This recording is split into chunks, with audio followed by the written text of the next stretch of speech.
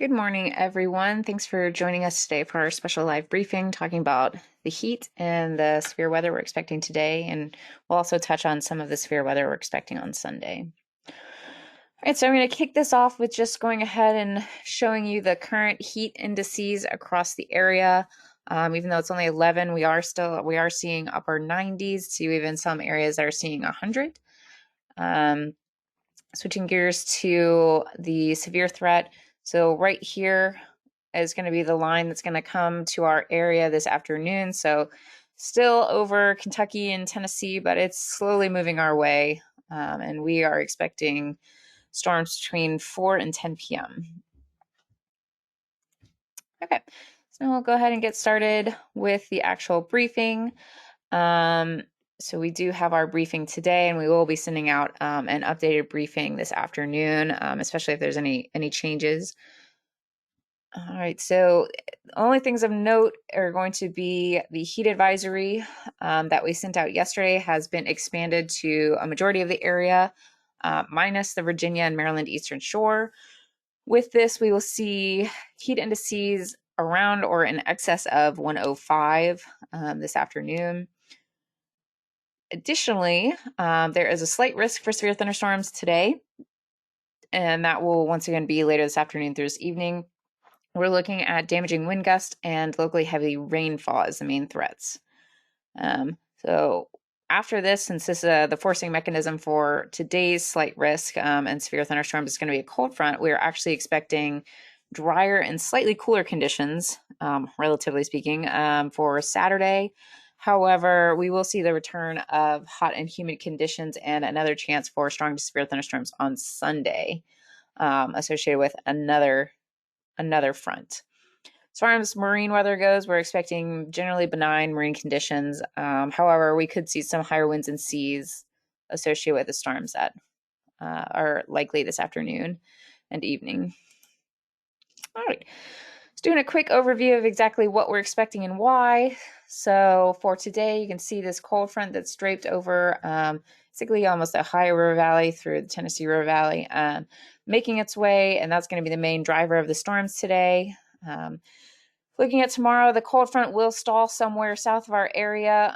We could see a few storms pop up depending on where the storm or this front stalls. We could see a few storms pop up in our northeastern North Carolina areas. However, not really high confidence in that. High pressure will build in briefly behind there, so not going to be quite as hot and humid with that little bit drier air being pushed in by this high. Looking at Sunday, we have another front that's going to be making its way through the area. So thinking we're going to have some more severe storms potentially in the afternoon and evening hours. And it will remain unsettled through the remainder of this forecast period. So through Tuesday as that front kind of sits there and stalls over the area. So hopefully it will bring some much needed rainfall to the area. All right, now we're going to dive into today's severe storm potential. So all of our area is now in a slight risk or a level 2 risk for severe storms. And as I mentioned, the main threats are going to be wind. You might see some isolated small hail and likely not much in the way of localized flooding just because these storms are going to be moving at east-southeast at least 20 to 25 miles per hour. So they're not going to stall over our area and bring, a copious amount of rainfall to certain locations. And as far as confidence goes, with yesterday's, we were lower confidence, but today's, since it does have this forcing mechanism of the cold front, we have moderate confidence in storm coverage as well as in the storm intensity. So here's a more in detail look at what today's storm threats are. Not expecting anything in the way of tornadoes as the environment is not favorable. But looking at this, the main threat is once again going to be wind. So the best threat is likely going to be areas that are not southeastern Virginia or northeastern North Carolina. So we're thinking the strongest winds will likely be in the Piedmont through southeastern Virginia. However, that doesn't mean that we can't have very, very strong storms heading down to southeastern Virginia and northeastern North Carolina. Just will be a little bit later and depends on the timing of the arrival of those storms. As far as hail, really not expecting too much in the way of hail, but some small hail is possible with the potential for localized 1-inch severe hail in the strongest storms. So looking at the simulated radar through tonight, so this is just the timing and location are not going to be exact just because this is one model that we chose to put on here, just that best seem to represent what we're thinking in terms of timing as well as storm development. Between 4 to 6, roughly, plus or minus an hour or two, storms will likely start to develop over the Piedmont area and then push eastward to the I-95 corridor and finally make it to the coast through this evening. So reaching the Richmond Metro likely between 6 to 8 p.m. Once again, plus or minus an hour or two, and then reaching the coast early tonight. As you can see with this, one of the reasons why we really wanted to show this model, you can see that this is kind of showing the outflow driven storms. So this right here is going to likely pack a punch of wind through most of the area. As far as rainfall totals go, since these storms are going to be moving, we are not expecting overall a lot of rainfall. This is just kind of a broad brush look at it.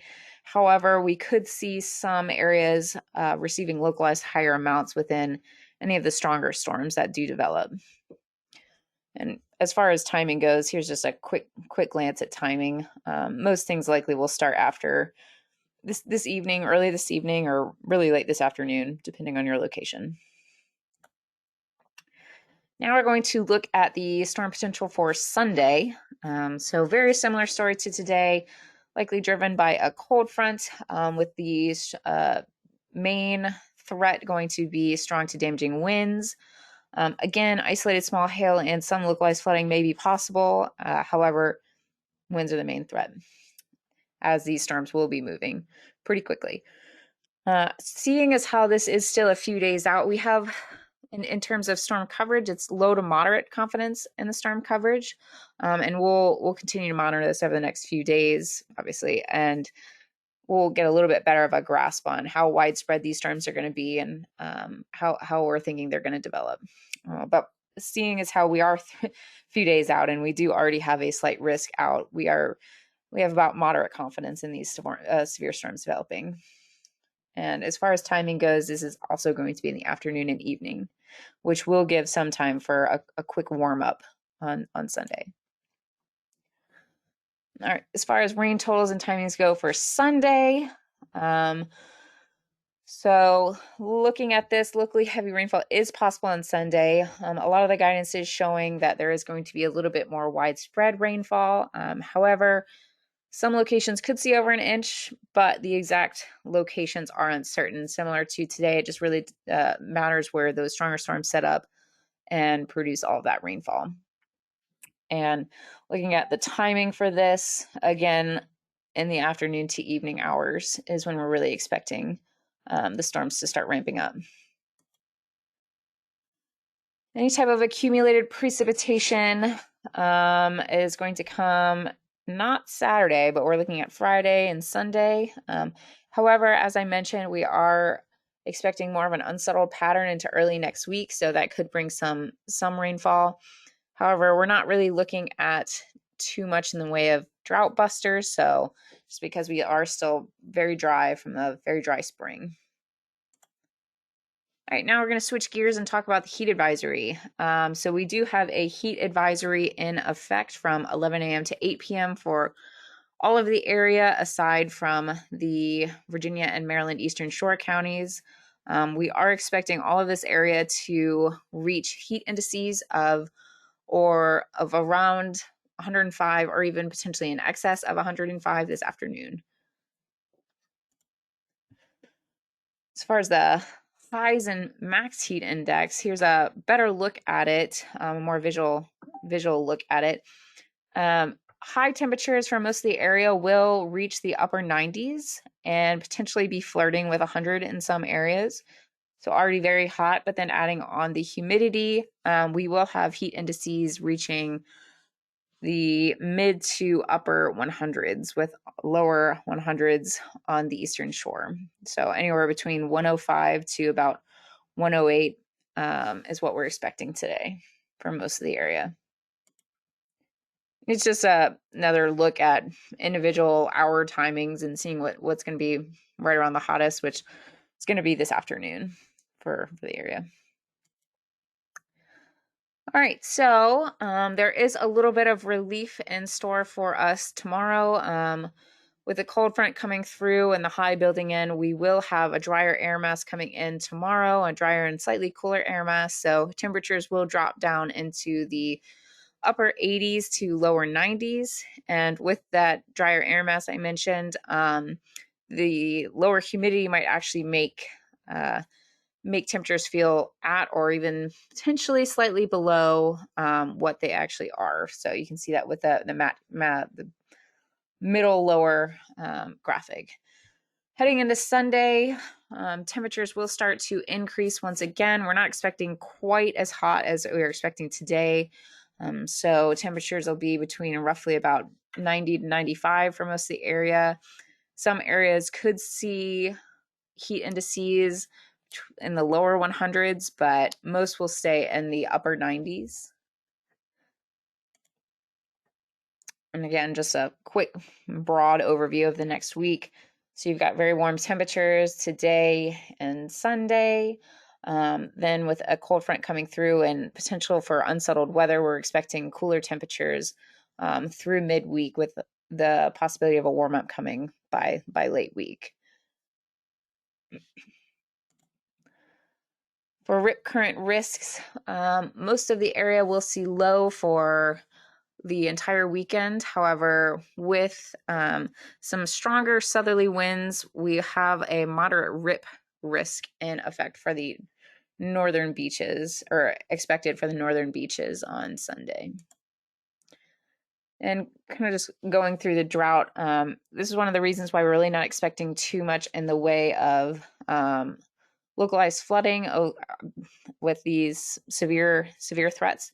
Though it can't be ruled out, we still are seeing a lot of areas of extreme drought. So across the area, even though we did have some rainfall last week and a few maybe 2 weeks ago, that did help improve some conditions, but we still need a decent amount of rainfall to get us out of this drought. And for tropical, there's something going on in the Bay of Campeche and heading into the Gulf, but nothing that will affect us. All right, so now I'm going to switch gears one more time just to briefly talk about the marine for any marine partners that are on. As I mentioned previously, there is really not much to talk about in the way of marine.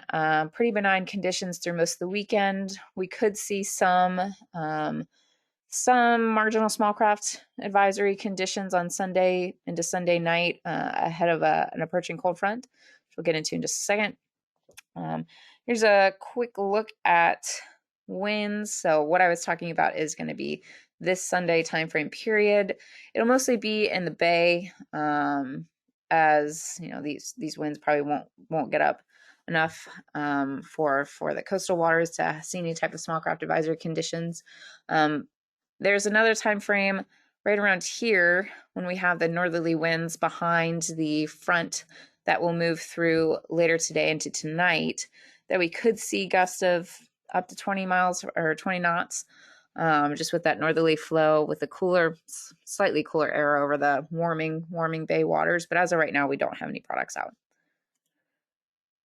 And as I mentioned, really not expecting too much in the way of small craft conditions for the coastal waters. Some of the more offshore coastal waters could see some gusts up to 25 to 30 knots, but otherwise we're thinking between 20 to 25 knots on Sunday ahead of that front from the south. Just another quick look as far as winds. And lastly, we'll talk about seas. Again, very benign marine conditions with the highest seas expected to be on Sunday at the mouth of the bay right here. And again, with those associated with that stronger winds offshore, we could see some 5-foot seas offshore, but that's going to be about it. Everything else is looking between roughly 2 to 4 feet through at least Monday. All right, and so that's all I have for you. So please let me know if you guys have any questions, and we will have another briefing sent out to you by this afternoon at 3 p.m.